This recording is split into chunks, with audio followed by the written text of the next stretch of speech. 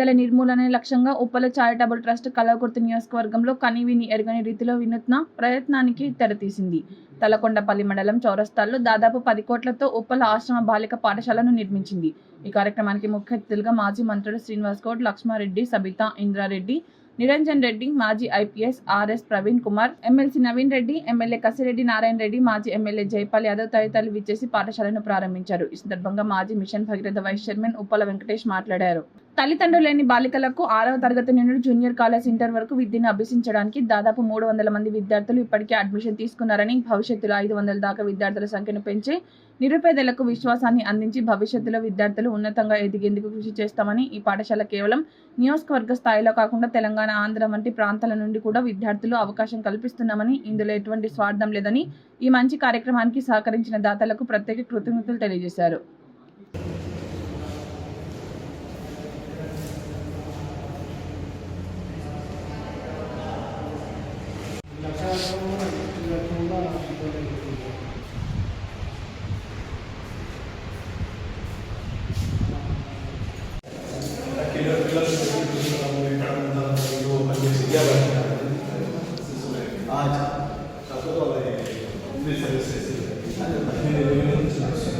నాసింగ్లో 1800 మంది వాష్ గిన్నెలో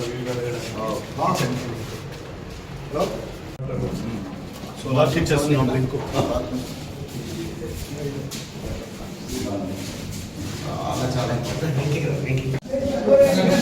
wash areas కొన్ని సపరేట్ ఉన్నాయి, కొన్ని వాష్రూమ్స్ ఉన్నాయి, కొన్ని బాత్రూమ్స్ ఉన్నాయి.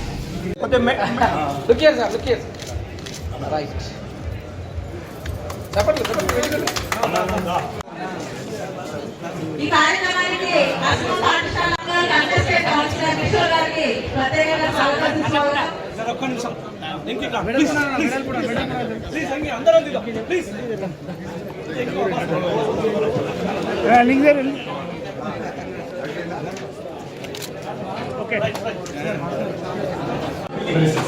బిల్డింగ్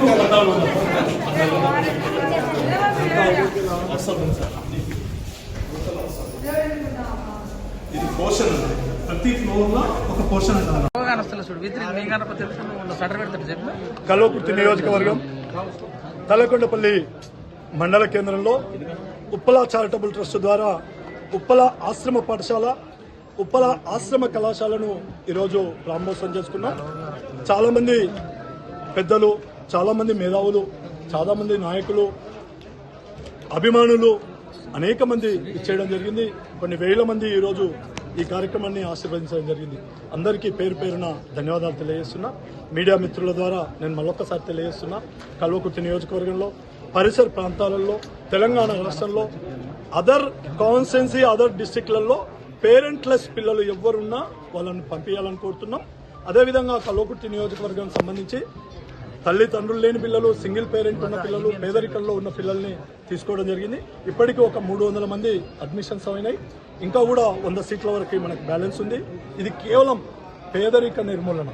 ఆ దేవుడు రాసిన రాత, ఆ పేదరికంలో, ఆ పేద కుటుంబం తల్లిలో ఆ బిడ్డను పుట్టించిన పాపానికి, ఆ బిడ్డ ఈరోజు సమాజంలో అనుభవిస్తున్న కులాలు, మతాల పేరున అనుభవిస్తున్న బాధ, ఆ భావోజ్వాలం, గ్రామాలలో గౌరవం పొందలేకపోతున్న మార్గాలు చూసి, ఆ మార్గాలలో ఉన్న పేద పిల్లల్ని, ఆ బాధలో ఉన్న పేద విద్యార్థుల్ని, ఆ పేదరికంలో పుట్టిన ఆ దేవుడు రాసిన రాతను కేవలం విద్య ఒక్కటే మార్చగలుగుతుంది, గౌరవాన్ని ఇవ్వగలుగుతుంది.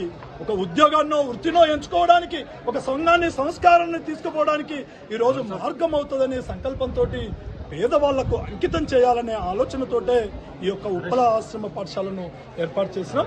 ఖచ్చితంగా ఇది మా కుటుంబం ట్రస్టు.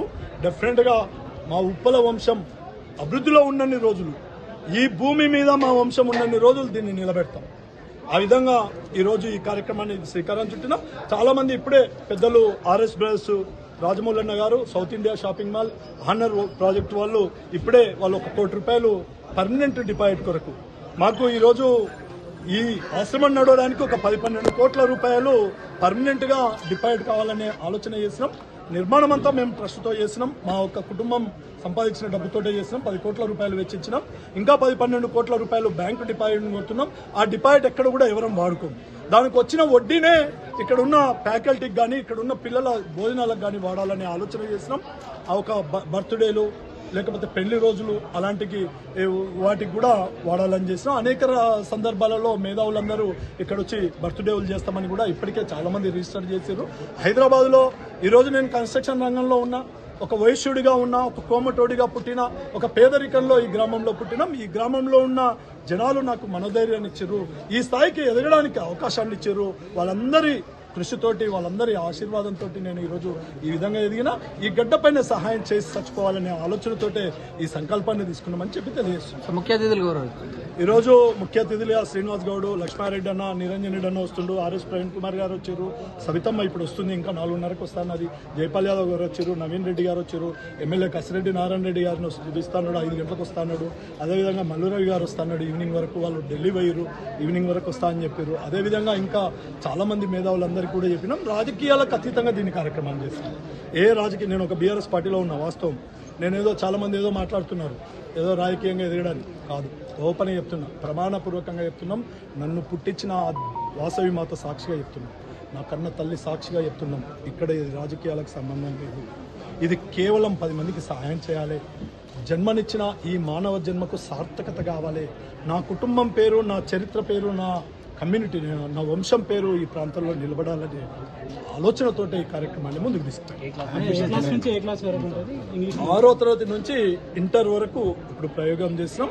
ఇది కేవలం బాలికలకే చేసినాం. కో ఎడ్యుకేషన్ ఉంటే అబ్బాయిలు బాలికలు ఒకతను చదివిస్తే అవి వేరే సంకేతాలు పోతాయి, వేరే రకంగా ఇబ్బందులు వస్తున్నాయని కొంతమంది మేధావుల సలహా ప్రకారంగా కొన్ని institutions, corporation institutions, Narayana, Chaitanya, Gayatri ఇట్లాంటి ఇన్స్టిట్యూషన్స్ సలహాల ప్రకారంగా ఇది కేవలం బాలికల పాఠశాలనే తీసుకొచ్చినాం. ఇప్పటికి 300 మంది అడ్మిషన్ అయ్యారు. ప్రతి సంవత్సరం 6th క్లాస్ ఉంటుంది. ఎవరైనా డ్రాప్ అవుట్ అయితే అన్ని క్లాసుల్లో తీసుకుంటాం. తర్వాత ఇంటర్ ఫస్ట్ ఇయర్లో కూడా ప్రతి సంవత్సరం, అంటే ఎస్ఎస్సి పిల్లలు కూడా మనతో ఉన్న వాళ్ళే ఫస్ట్కి వస్తారు.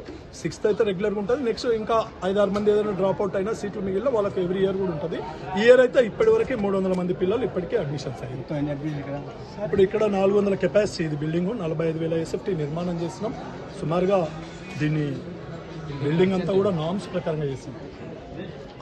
ఇప్పుడు ఈరోజు సిబిఎస్ఈ నామ్స్, స్కూల్స్ పర్మిషన్స్, అన్ని ఎన్ఓసీలు కూడా పొందినాం. అన్ని నామ్స్ ప్రకారంగా బిల్డింగ్ నిర్మాణం చేస్తాం. ఒక రాబోయే రోజులలో ఇది ఒక 70-80 సంవత్సరాలు, 100 సంవత్సరాల నిర్మాణం ఉండే విధంగా పటిష్టంగా బిల్డింగ్ నిర్మాణాన్ని జేఎన్టీయూ నామ్స్లో స్టీల్ డిజైన్ కానీ, కాంక్రీట్ డిజైన్ కానీ, బిల్డింగ్ నిర్మాణం కానీ పూర్తి చేస్తాం. ఫ్యాకల్టీలు ఇప్పటికి ఒక 12 మంది 13 మందిని, మా బిడ్డలు 15 మందిని తీసుకున్నాం. ఇప్పటికీ వాళ్ళకు సుమారుగా 4-5 లక్షల రూపాయలు మంత్లీ శాలరీలు అవుతున్నాయి. మంచి ఫ్యాకల్టీలనే ఇప్పటివరకు చుట్టుముట్టున్న ప్రైవేట్ స్కూళ్లకు అధిగమించి ఫ్యాకల్టీలను తీసుకున్నాం. ఎందుకంటే మనం తీసుకుంటుంది పేదరికంలో ఉన్న పిల్లలు, తండ్రి లేని పిల్లలు, తల్లిదండ్రులు లేని పిల్లలు. ఆ పిల్లలకు మనమే తల్లిదండ్రులు కావాలనే ఆలోచనతోటి ఈ కార్యక్రమాన్ని అన్ని ప్రాంతాల పిల్లలు తీసుకున్నాం. ఈరోజు రాజమండ్రి, కాకినాడ పిల్లలు కూడా ఉన్నారు, నిజామాబాద్ పిల్లలు కూడా అడ్మిట్ అయ్యారు, కరీంనగర్, ఖమ్మం పిల్లలు కూడా కొంతమంది అడ్మిషన్ అయ్యారు. కాకపోతే ఏంటంటే మనం ఈ ప్రాంతంలో ఉన్నాం, కార్యక్రమాలు చేస్తున్నాం కనుక ఈ ప్రాంతానికి సంబంధించిన కల్వకుర్తి నియోజకవర్గానికి సంబంధించిన పిల్లలు ఎక్కువ మంది ఉన్నారు. యూనిఫామ్ కూడా ఏమో సార్ 100% యూనిఫామ్స్ అన్ని ఆసమానంగా ఉంటాయి. ఇక్కడ ఏది వాళ్ళని బాక్స్ కూడా తీసుకురాని, కేవలం బ్యాగ్తో రావాలి, బట్టలు తీసుకొని రావాలి. అంతేగాని ఇక్కడ ఎలాంటి యూనిఫామ్స్ అన్ని కూడా సిస్టమ్ అంతా ఆశ్రమం నిబంధనలే ఉంటాయి. భోజనం అని ఎలా ఉంటుంది? భోజనం కూడా మీరు ఇక నేను ఇప్పుడు ఏం మాట్లాడలేను. ఇక్కడ కొంతమంది టీచర్స్ కూడా ఇక్కడే వాళ్ళు ఫ్యామిలీతో ఉండే విధంగా పోర్షన్స్ చేస్తాం. ఫ్లోర్కి ఒక పోర్షన్ మీరు చూసి ఉంటారు. బిల్డింగ్ కూడా ఫ్లోర్కి ఒక పోర్షన్ టీచర్ నివాసం ఉండే విధంగా చేసినాం. అంటే కుటుంబాల నివాసం ఉండే విధంగా చేసినాం. ఆ టీచర్స్ కూడా ఇక్కడ ఫుడ్ వండుకునేది లేదు. ఆ చేసిన ఫుడ్డే వాళ్ళ కుటుంబం కూడా తినాలి.